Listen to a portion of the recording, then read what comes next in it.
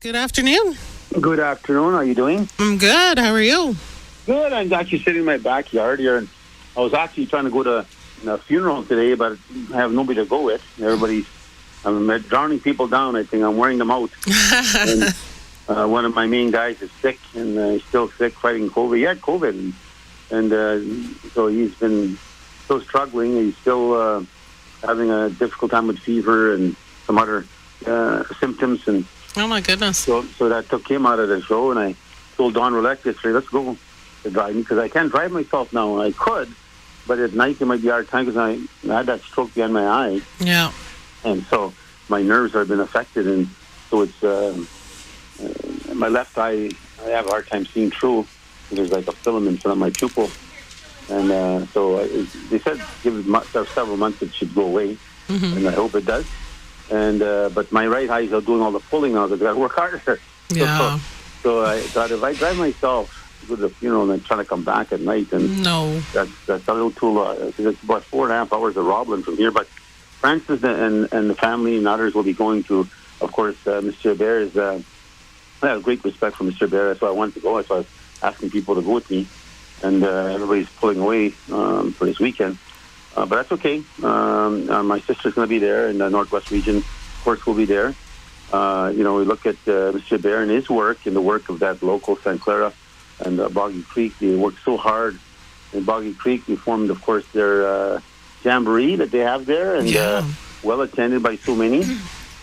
And Mr. Bear and others were always involved in fundraising, looking for ways to get money, or looking for ways to promote their community, and at the same time promote musicians.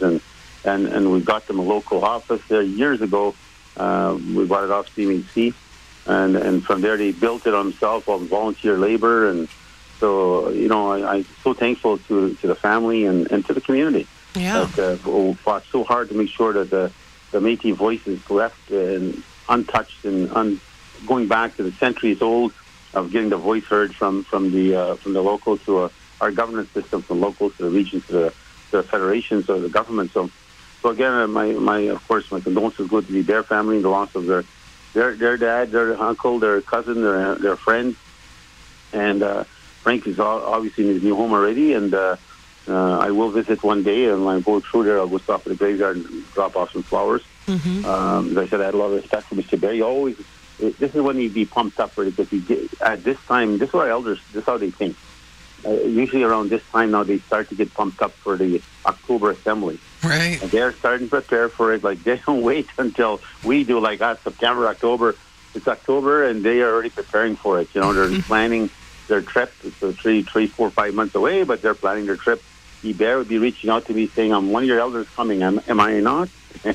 So clearly, as I said, I used to look forward to getting ready to see him come to our assemblies, but at the same time, thank him for the work they've done there. So I know Francis will represent us well there on behalf of our government.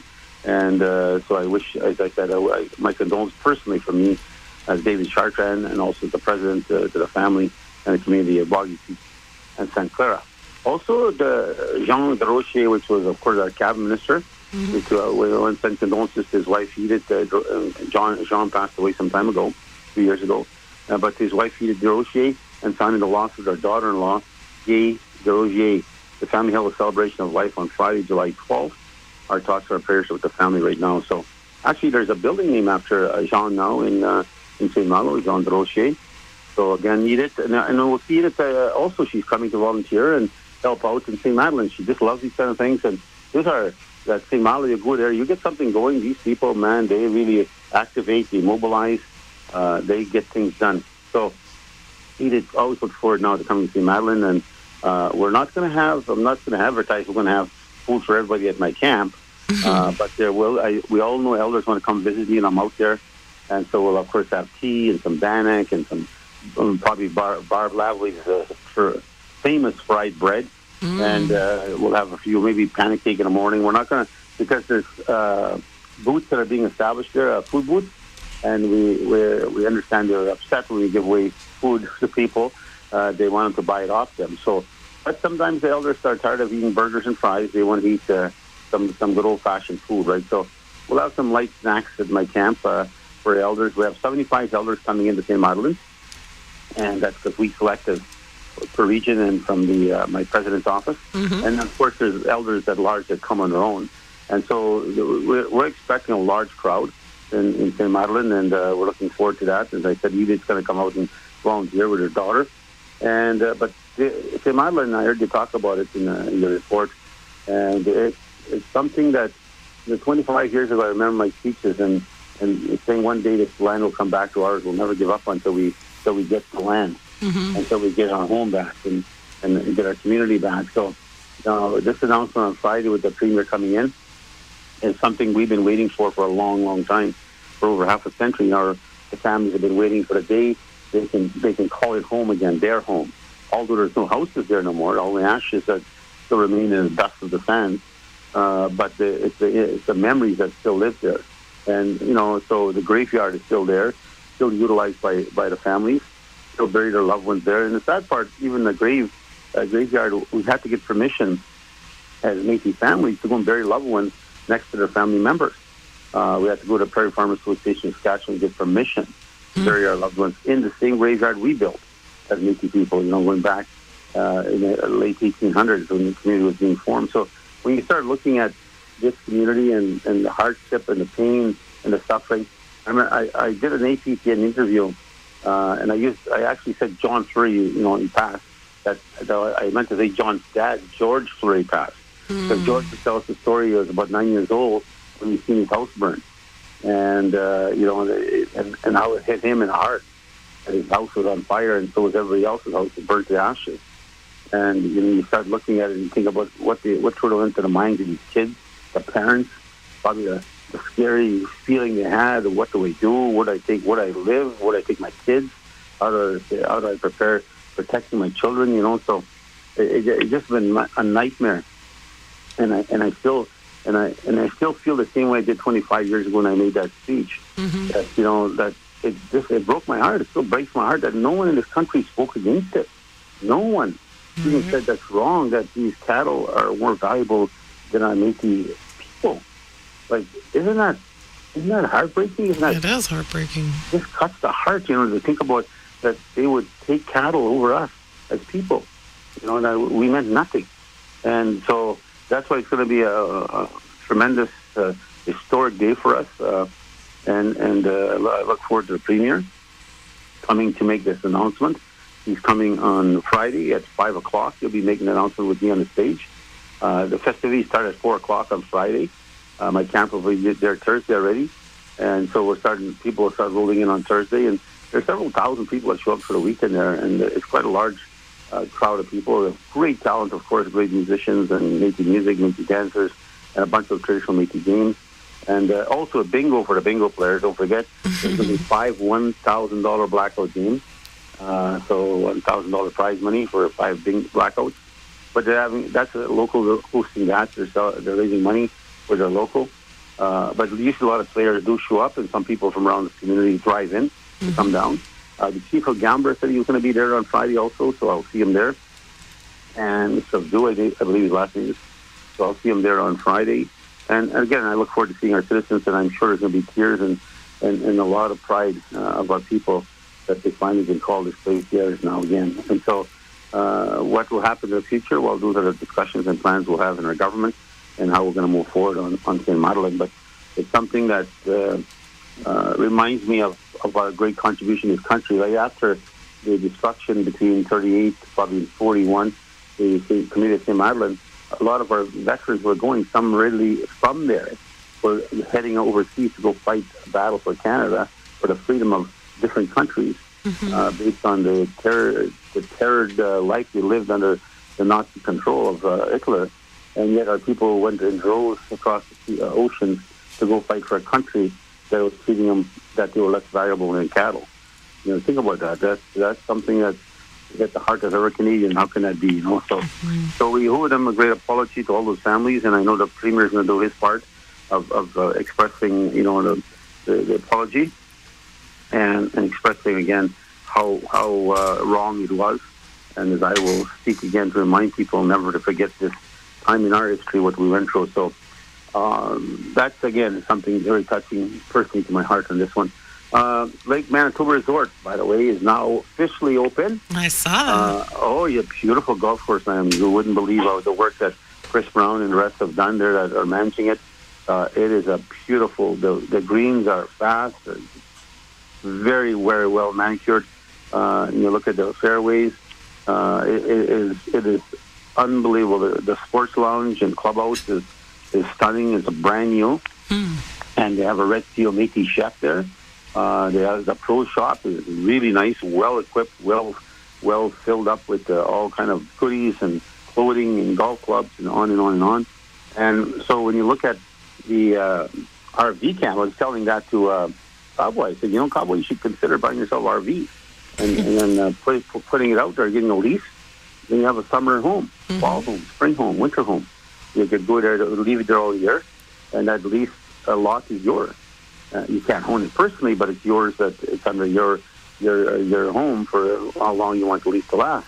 Right. And so it's $4,500, I think, initial cost to get in there. And but again, what's so beautiful about this work we've done and this only costs us more money than traditional parks. A lot of parks we just set them up; they're much easier to set up. But actually, we put water and sewer direct hook up to your RV. So all your electrical, water, and sewer are right there. You hook up just like you're at home. Nice. You drive in, hook up your septic, met your water lines and your sewage lines right to your camper, and you don't have to worry anymore. So you just flush like you're at home. So because that's been cost us a little over $1 million to do that, above the cost. But we wanted to do it to make sure that everybody goes there is feeling so comfortable. But the work that they've done there, I don't know if you've been there yet, Naomi. No, I haven't. We have artesian water there, and it continues to flow constantly. So they built beautiful ponds around there for walkways of families and that. There's still work, of course. Construction is still underway. Our goal is to open 75 RVs first and 75 more later, the year after. But people will start to call in to start booking their RV site now because it'll go fast once it goes public. And people are starting to, and of course, you have a beach there, you have a beautiful community, you have all the amenities you need, and of course, you have a beautiful golf course now if you want to do stuff there with your friends, invite them over here. And we also have, Naomi, and for yourself there, Cowboy, we have which is called tiny homes. You can rent those. Oh. We have 4 to 6 of those will be there, and you can rent those, and those are available for citizens, not just Métis citizens. It's a business we're running. People that phone in and rent those for a week, or rent it for the weekend, and they're beautiful little houses. And so they got all your needs ready for you to have a good, relaxing weekend. So that's the activity. I actually shot pretty damn good. I was quite impressed. I hope Joe Chartrand's listening, and he made a beautiful putt at the end to tie us. But I was shooting very, very well, and Chris Brown was of course tremendous golfer. And I had Jamie Coutu with me and our team and Jack Park, and we did good. We won the B division, and we lost the A side, but we still did good, and I was very proud of myself. Because these are some of my citizens that are watching me, and they're taking this guy golf. All the pressure. Yeah, and all of a sudden I was shooting straight like an arrow and quite a good distance. So I was just patting myself in the back with nobody looking because I was just there. My people would say, "Oh yeah, he's our president's a good golfer." So. But anyways, it turned out to be a fun day, a lot of activity, a lot of laughs, and a lot of prizes. So my trip to Toronto was also very interesting. I've been meeting with many entrepreneurs outside. Of course, I'm expanding our potential to get a stronger economic base for us. So I was meeting with some very affluent, very well-equipped individuals with big, deep pockets with a lot of money. And one of them, for example, just bought the Garden City Mall.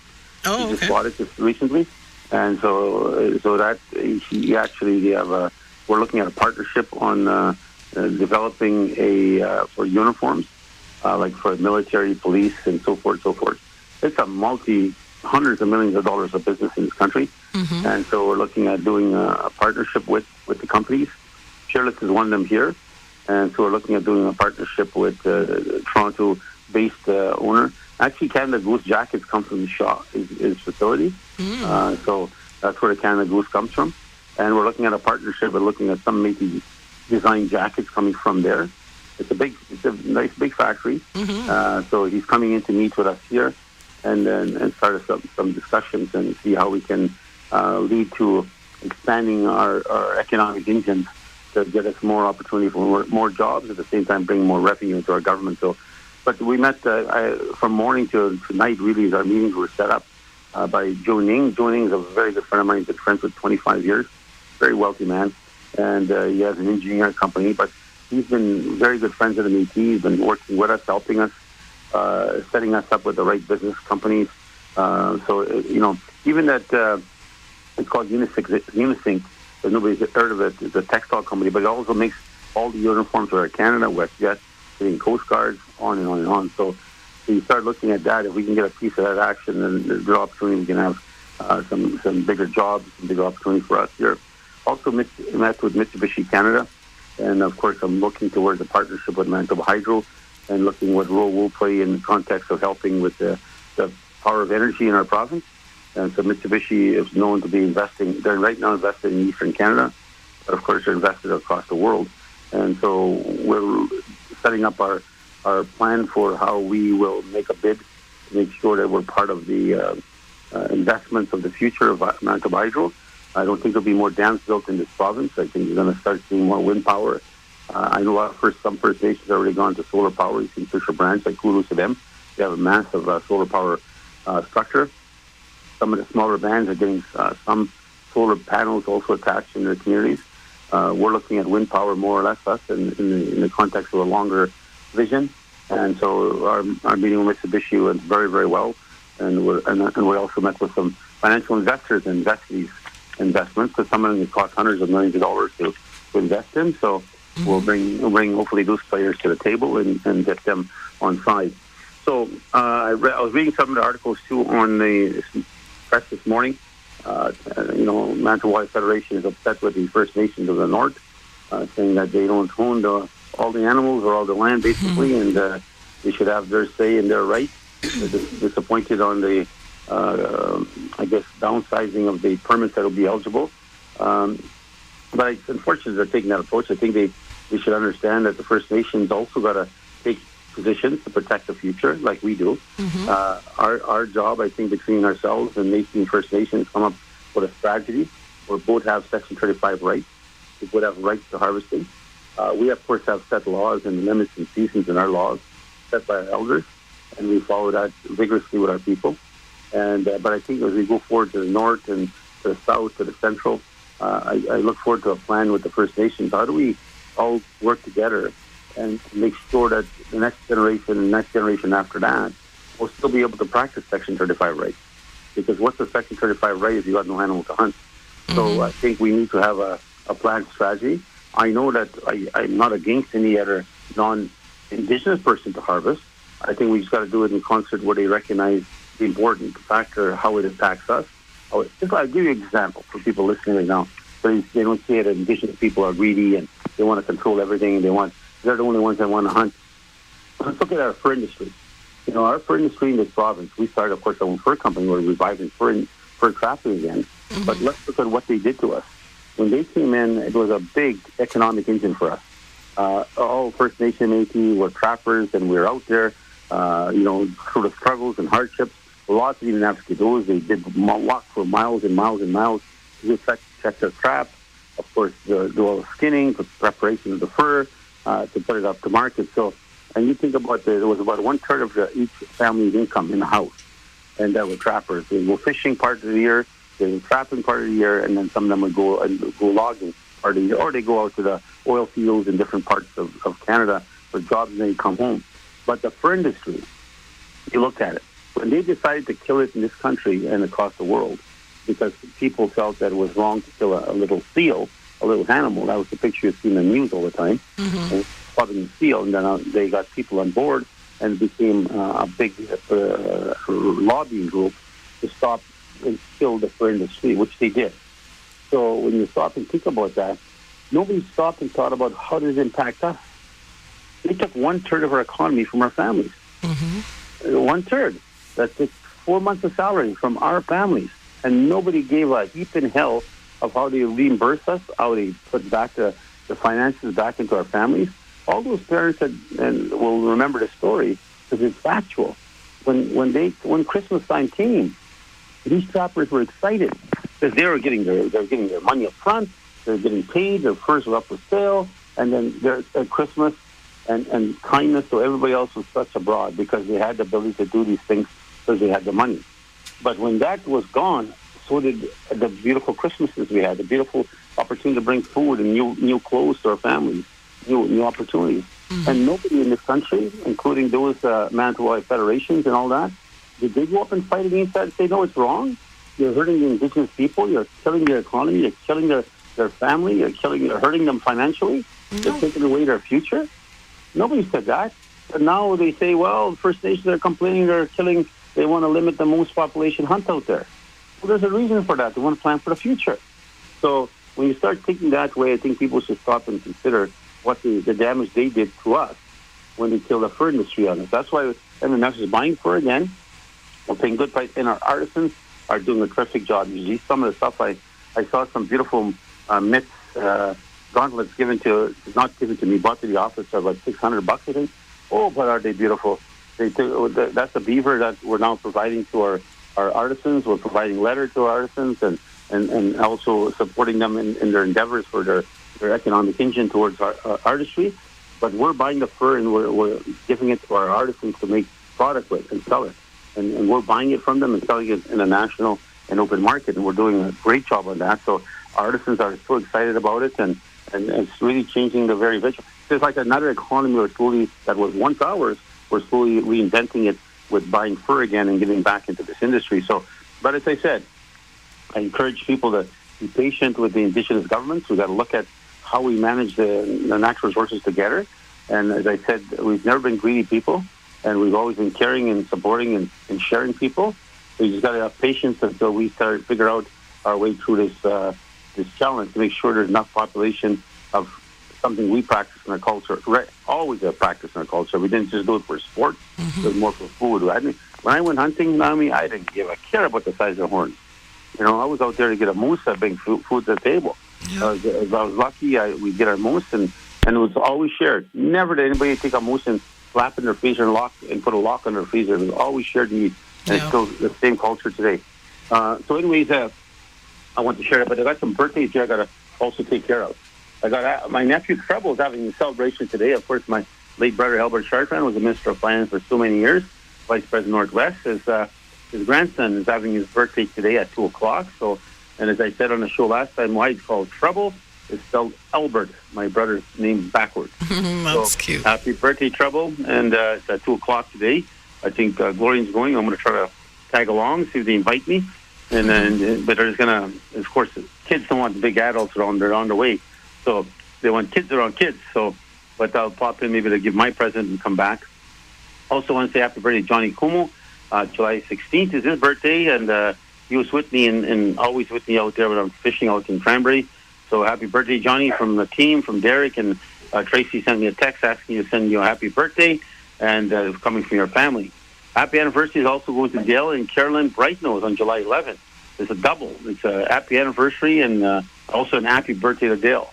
He's married and the love of his life, of course, which is Carolyn. So I've seen Dale when I was out there last time. He was taking some, he was guiding at the time I saw him. He was taking out some fishers and doing exceptionally well because he knows all the good locations. And Dale, if you're listening, but not as good as your nephew Derek. You're almost as good as Derek in finding all the hot spots. I just say that to start trouble. Okay, with that being said, I'll talk to everybody next Saturday. And again, to the Bear family, my condolences first. I truly wanted to be there and support today's Cuthbert Grant Day also and happening today. And I was talking to Will. He's in Brandon doing another event. And so, but clearly Cuthbert Grant, important figure in our history. And they're having a bunch. Andrew Carey will be there representing us. And clearly there's a lot of activities and fun is going to be happening there. But Cuthbert Grant was at one time seen as the, what do they call him, a sheriff of the prairies, or as he was the warden of the prairies. So, but he's, of course, a very important figure in Métis history, and of course, carrying the first Métis flag, the first battle that took place in 1816. So, with that being said, I'll talk to you guys next Saturday. Take care, and And again, I 100% agree with you. It was a beautiful, beautiful, beautiful funeral for Ray St. Germain, our legend. And so you guys take care, and talk to you guys next Saturday. Okay, you take care. Oh, by the way, I forgot. I apologize. I forgot. Oh, boy, I would have gotten in big trouble. Uh-oh. Yes, I have. My wife, of course, and my mother-in-law and her sister, Joanne Hidd, was rushed in from Flin Flon yesterday. Oh. In the bottom of my report here. I was rushed in yesterday, and she's at the hospital today in St. Boniface, and she's having a very challenging time right now. So our prayers are going out to her family right now, of course, and to all the sisters. All the sisters are worried. And Joanne was one of the 60 Scoop survivors, and she's all of her family was taken with her. Mm-hmm. And of course, the oldest and the one who led the charge was my own mother-in-law. And but they remember what happened on 60 Scoop. So Joanne, you get well. And also to my sister, she had to stay a couple extra days in Winnipeg. She has a mastectomy. She is, of course, fighting cancer. Mm-hmm. She's one of the biggest people I know. I thank Al for taking care of my sister. She was able to go home yesterday after the operation, and she's been here for a week. And I wish her well. And of course, my niece Tammy is still fighting her cancer at the Southern Oaks Hospital. So thank you again. We'll see you guys next Saturday. Okay, take care. Bye-bye. Bye now.